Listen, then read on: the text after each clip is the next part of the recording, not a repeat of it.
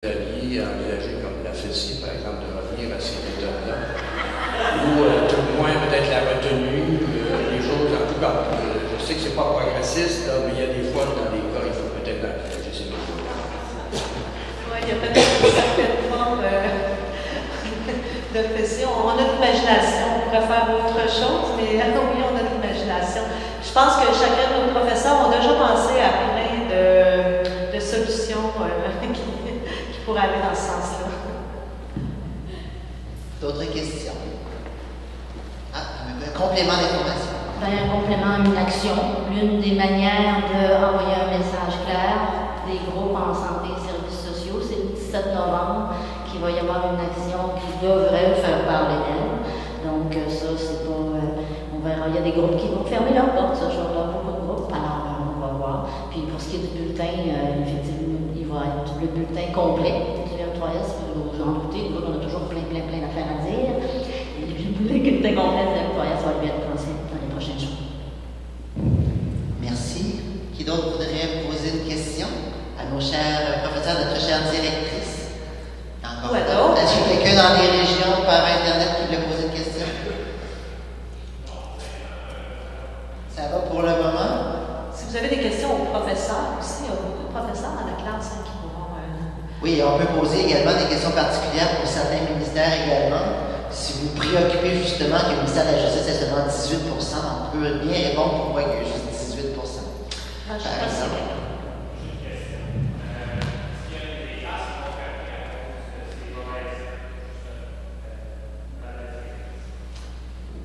si on posait la question, est-ce qu'il y a des classes qui vont fermer à cause de ça?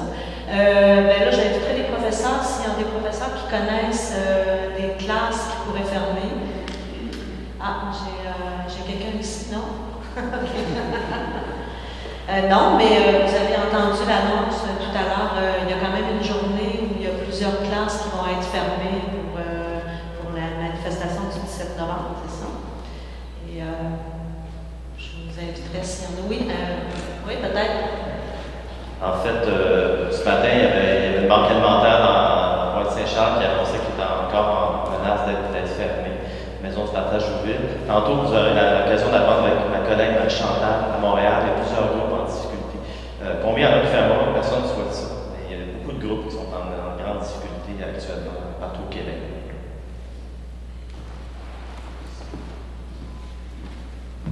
J'accours. Une autre question? Question ou commentaire? Pierre Valois, la coalition d'organismes communautaires autonomes en formation. J'ai une petite question. Moi, mes enfants ont vécu la réforme au secondaire et ils sont sortis pas mal maganés de la réforme. Puis on annonce des réformes tant au niveau de la politique que du cadre de référence. Est-ce que ça nous laisse craindre des choses? C'est quoi la question? Est-ce que les réformes annoncées sont de bon augure ou de mauvais augure? OK. Bon. Disons que les réformes, dépendamment de quelle réforme on parle, entre autres pour le cadre de référence en matière d'action communautaire, la réforme est d'une lenteur à n'en plus, on ne sait pas comment la qualifier. Depuis des années qu'on travaille là-dessus. On ne peut pas dire si c'est positif ou négatif parce qu'on n'arrive pas à avoir le contenu de cette réforme-là. Donc, on est un petit peu mal pris là-dessus. On espère que ça va aller positivement, mais ça fait, je pense, 4 ans qu'on est là-dessus. Donc, c'est un peu long. Par contre, je ne sais pas si quelqu'un veut réagir pour santé, services sociaux.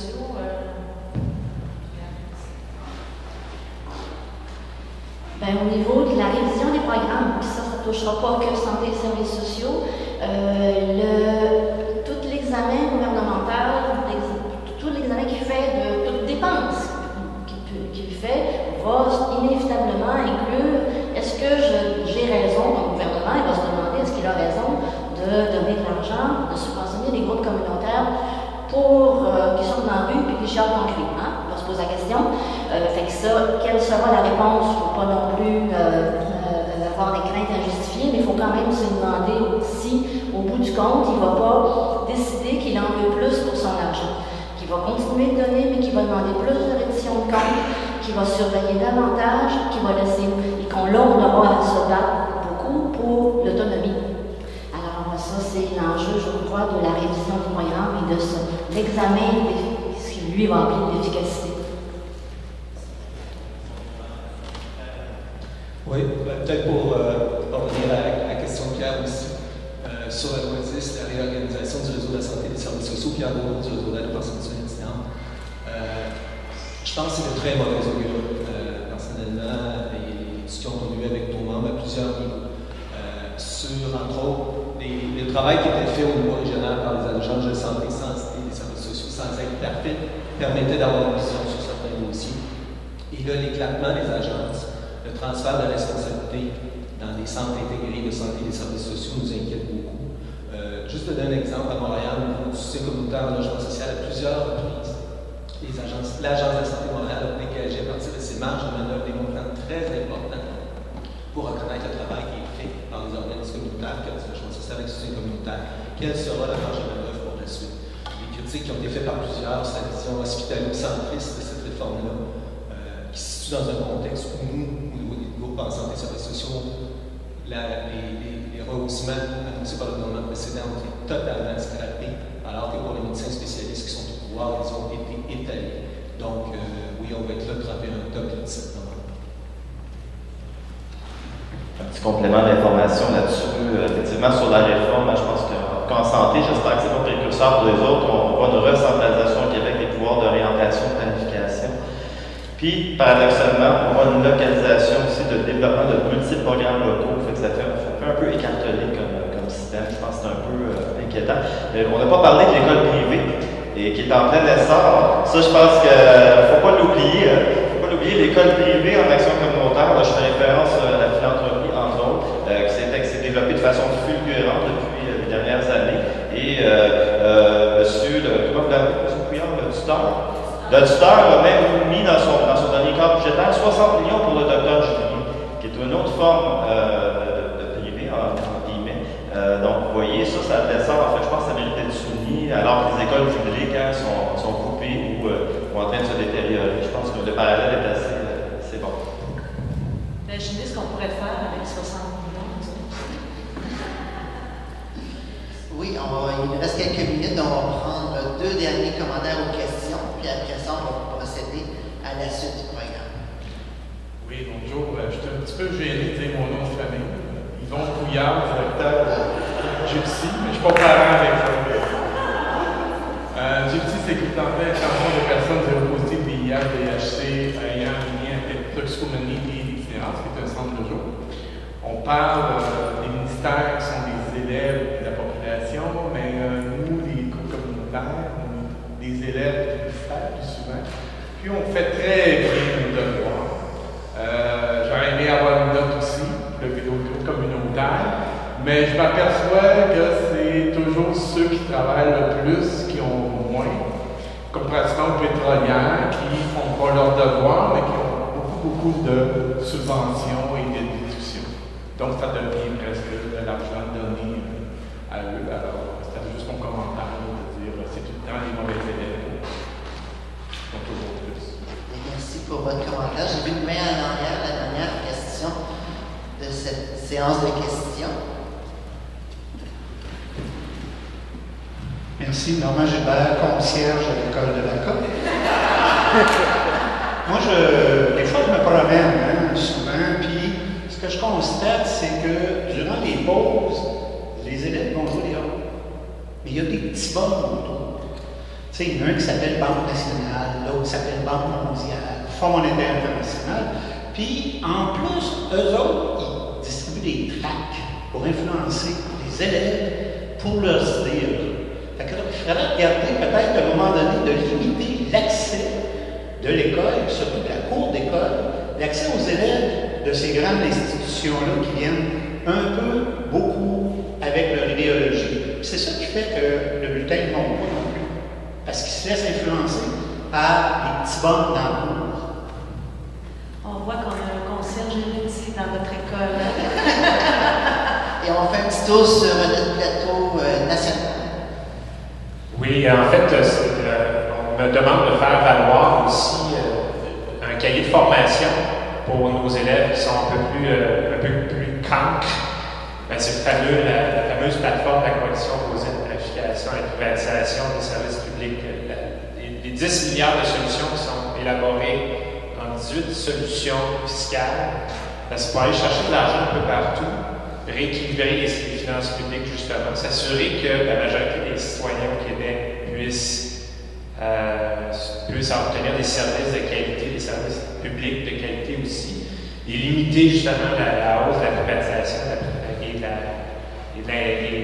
tarification des services.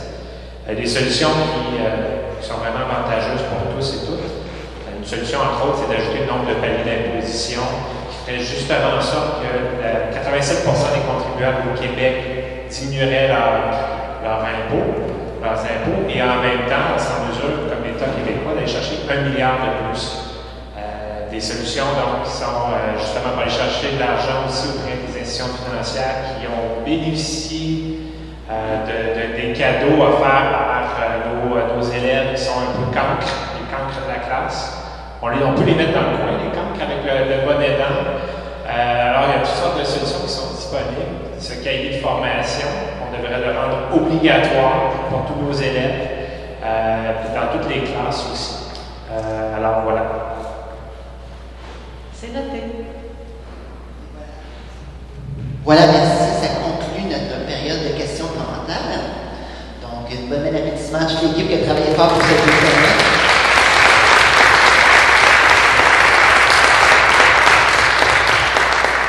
Et pour conclure cette première partie en ligne, on a organisé ce qu'on appelle un toast à la carte. Et après le toast, une fois que vous partiez, vous revenez vous asseoir, puisqu'on a un deuxième volet, tout montréalais, celui-là, pour en parler des enjeux vraiment de la région de Montréal. Et je suis vraiment contente que le RIOC de Montréal se soit associé à l'événement pour pouvoir exposer ce qui se passait à Montréal. Vraiment contente. Donc, comment on va fonctionner? En arrière, notre concierge de la CAQ, comme il s'est présenté tantôt, le concierge de l'école de la CAQ, a préparé un mimosa, un toast. On va aller le chercher en arrière et on va venir se mettre en avant. Nous, on va faire le setup pendant ce temps-là. Et, chose importante avant que vous vous leviez, c'est important que tout le monde aussi ait un macaron. Il y a de la CAQ ici. Il y en avait disponible à l'accueil. S'il y a quelques personnes qui n'ont pas eu la chance de le prendre, ben, d'aller le chercher aussi.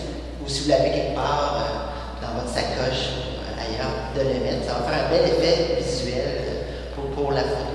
Donc voilà, on prend 5 minutes pour aller chercher notre mimosa, notre macaron, et on revient ici à l'avant.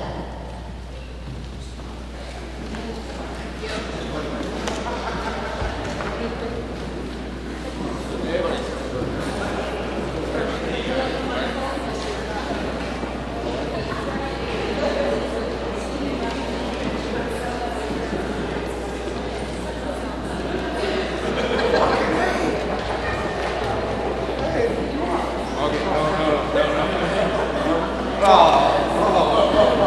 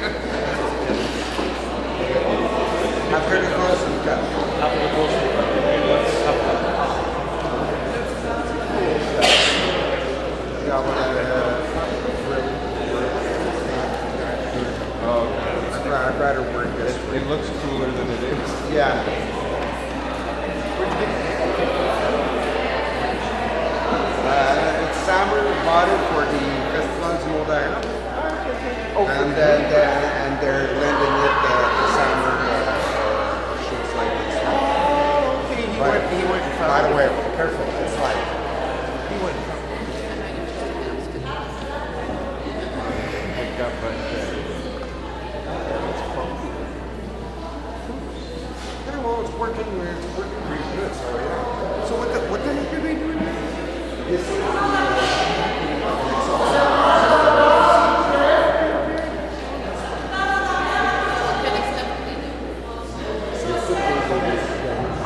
Alors, on vous invite de procéder rapidement. On va avoir le temps tantôt pour jaser. Mais là, puisqu'il y a un deuxième volet et que les journalistes qui veulent nous poser des questions aussi, donc on devrait procéder rapidement. Avancez-vous un peu vers moi pour qu'on puisse voir un peu plus la pancarte en arrière. Et si possible, les plus petites personnes en avant et les plus grandes personnes en arrière.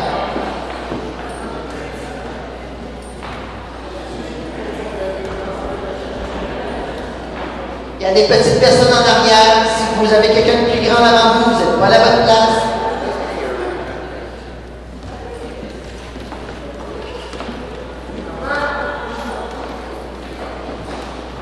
Si vous pouvez avancer, on va faire comme un service ici. Non, vous restez là. Vous autres ici. Ici, on va faire un peu de ici, avancer par ici.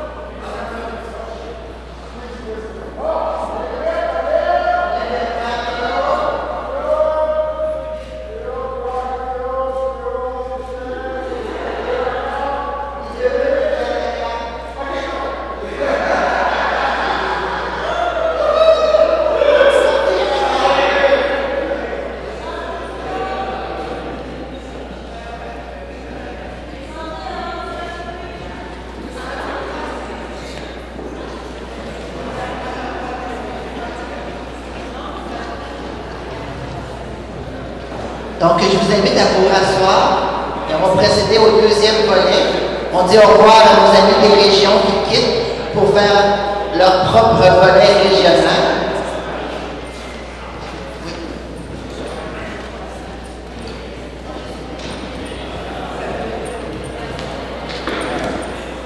On va prendre les feux qui viennent avec la job.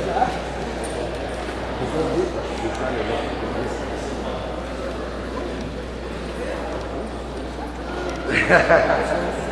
Yeah, my mind's on me already.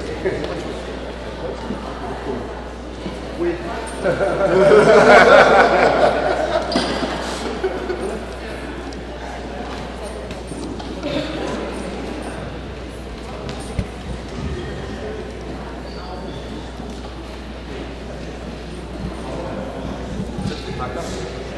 Yeah.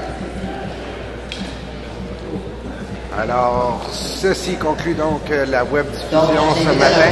Place et maintenant, je vous invite à accueillir très chaleureusement Sébastien Rivard du RIA de Montréal. Ceci conclut donc cette portion de l'activité qui est diffusée sur nos ondes. Merci à tous d'avoir été des nôtres. Et en esprit, je vous souhaite bonne continuation. Et ici à Montréal, ça va continuer aussi. Bonne journée à tous. Au niveau du ministère, ça va pas bien, mais aussi sur